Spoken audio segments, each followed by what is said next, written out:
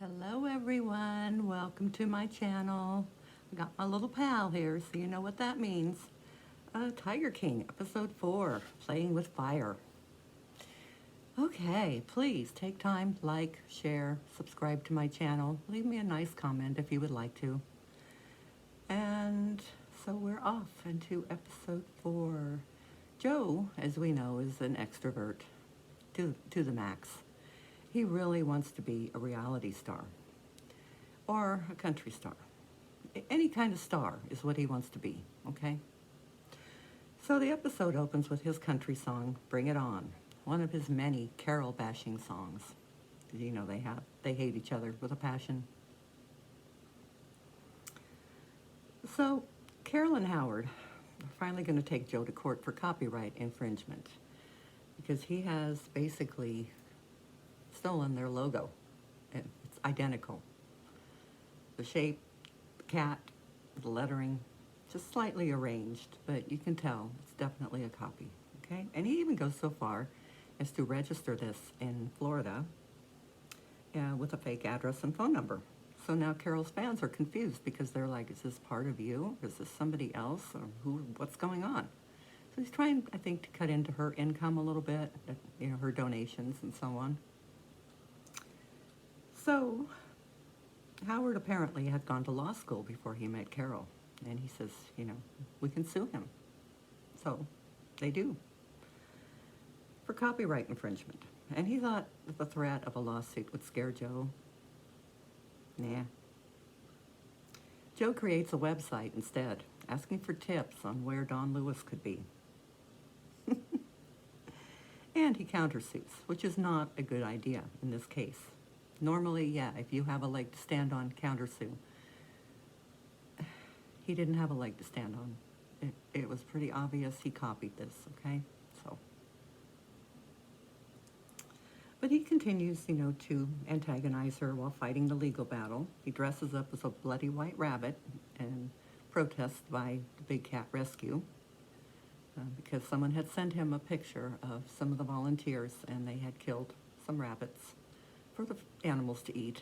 And, he's saying she's a hypocrite psycho, So she would sell cub petting too, just like Joe.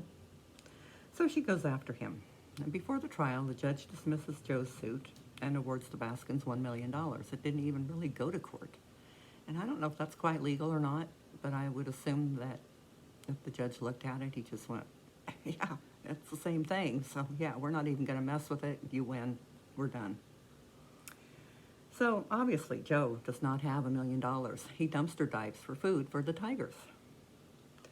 So he uses his TV show to try to get revenge, reading her financial records online and her diary. He does fictional reenactments of how Carol should die, like by blowing her up, so on. Now Carol, while he's doing all this stupidity, she tracks down every asset that he has so she can take it from him. So he tries putting things in other people's names, namely his parents or his husband's, trying to hide it from her. So Carol goes after them too, which puts his elderly parents practically in bankruptcy. I mean, now they have to get an attorney to defend themselves. And, they were older. I mean, they can't afford this crap. So, any asset Carol wanted, he blew it up. And now is when Rick Kirkham, who comes into the picture. He's been kind of there narrating and giving his 2 cents. Now it's actually, he is hired, sort of, for no money. Yeah. Joe has a tendency of bringing people in and just trying to barter with them and not really wanting to pay them anything, which is really not good, good business at all. But he wants to professionally do his internet TV show, whose only plot was torturing Carol. So Rick offers to do this if Joe signed over the rights to the footage and also granted him access to the zoo. So now Joe has a film crew 24/7, and he amps up the hate for Carol. So Doc Antle and some of the other guys, they're like, hey, Joe, let this go. Just don't, don't bother her. Leave her be. This is not a good idea. But, of course, he was so obsessed that he went ahead and did it anyway. And while he was so busy going after her, he kind of ignored the zoo. So, just as Rick was negotiating with an actual network for a real reality show, which would have given Joe his break, a fire breaks out in the Alligator Building, which was also their studio, and also stored all of the film footage, and there was no backup, supposedly. So the poor alligators perished, the building was destroyed, the film was lost, and so much for the show. So, the sheriff's office said it was arson. But who? Joe, supposedly, was at a funeral out of state when this fire broke out, and Rick Kirkland, he was brought up. He said Carol had approached him and offered him $20,000 for the video, and he said it's worth way more than that, so it wasn't him. Carol denies she ever asked for any money. She said, I just wanted to let him know what kind of person he's working for. That sounds fishy. I don't know. That sounds fishy to me, but...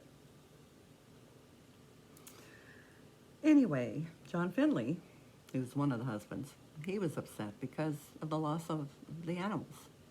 The alligators were his favorites. They had once belonged to Michael Jackson and somehow ended up there.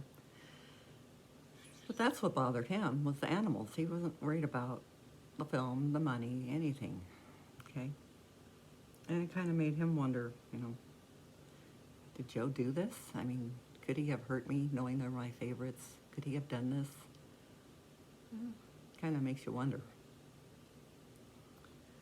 And John was also being sued, okay? Everybody's being sued. So Joe's breeding tigers for cubs to sell and pet. He tries to negotiate a lower payment with Howard, who's Carol's husband now. And he more or less agreed. And then Carol came on the scene, and she's like, well, if you want to pay $5,000 a month, you have to stop breeding tiger cubs. You have to stop breeding, and I want your mom's house for collateral. So that pretty much ended that one. And is she really going to put an old lady out on the street? An elderly couple, taking all their money and now throw them out? Yeah, she probably would. So Joe had just about given up because he had no other options. He had nowhere to turn. So he prayed. And lo and behold, an investor, Jeff Lowe, appeared. He lived like he owned Vegas. He was, a rich businessman. He had everything. He had a Ferrari, he had a Hummer, he had a plane, he had a mansion. And Joe believed that Jeff and his wife had money to fight Carol. Unfortunately, he was wrong. Jeff took advantage of him, bringing the cubs to Vegas, sneaking them in the rooms for parties and so on.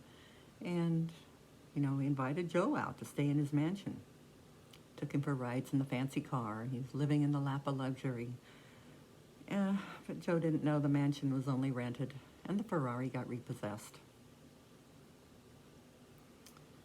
But Joe didn't do his research. He took him at face value. He believed what he said. So, Jeff ended up paying Carol off for $35,000 and convinced Joe to sign over the zoo to him. That way Carol couldn't seize it down the road, unless she wanted to start a whole new lawsuit. And Joe assumed he was, still the face of Tiger King. But unfortunately, Jeff had other ideas. Jeff is kind of one of these people who robs Peter to pay Paul and, then steals from Simon to pay Peter. And just not a good character. He can act rich, but he wasn't. And Joe really didn't know him that well. So why would you trust someone that much? Just because just because you think they have money, you think they're going to be honest with you? But he doesn't. So we will have to see now what is going to happen to Joe and what is going to happen to the zoo.